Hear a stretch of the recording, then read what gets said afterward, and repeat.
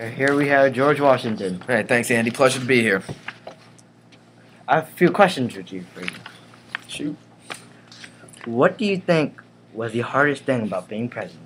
Well, I think the hardest thing about being president was trying to please all the people and at the same time keeping this country safe. Interesting.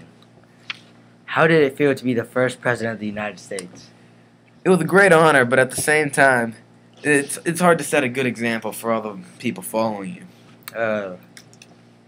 Please explain to us Alexander Hamilton's plan for dealing with national debt. What Alexander wanted to do was he wanted to establish credit with other countries to improve relations with them. So actually, he wanted to increase the national debt, not decrease it. How did you choose the members of your cabinet? Do you feel that it worked best for having people that were political rivals?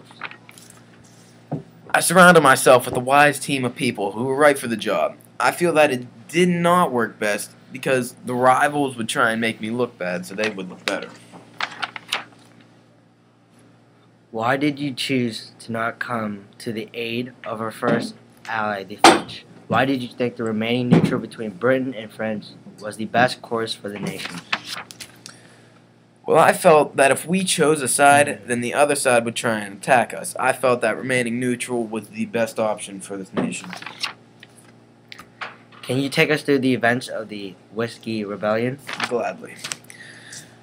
See, well, it all started when a group of angry farmers got in a fight with Neville. They burnt down the house of Benjamin Wells. I then issued a proclamation that made them return to their respective homes.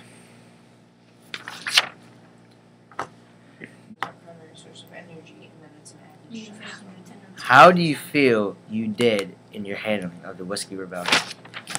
Well, I feel that I did what I had to do to put a stop to it. Did you feel pressure to set an example for future presidents? Is that why you stepped down after only 2 terms? Well, it was hard to be the first president to set a good example for everyone, of course.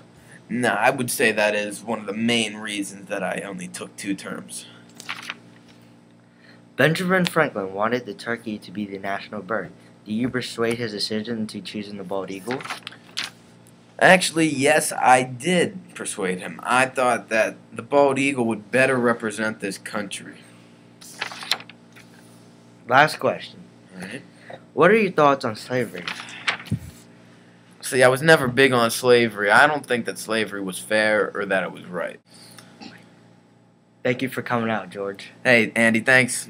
Thanks for having me. It means a lot. Hey, God bless America.